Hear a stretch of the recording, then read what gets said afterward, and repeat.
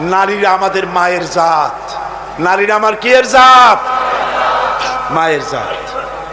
আমার মা বোনেরা, তোমাদের সম্মান কত তোমরা জানো না।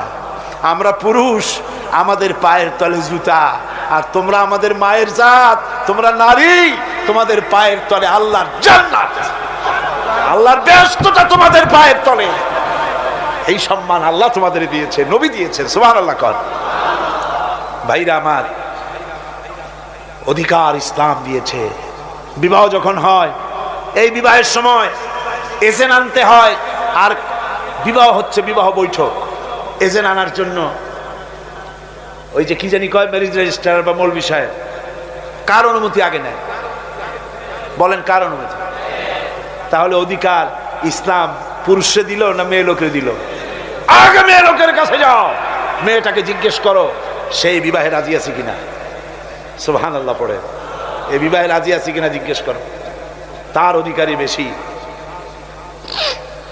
এরপরে এই বিবাহে করার ব্যাপারে কত বৈষম্য।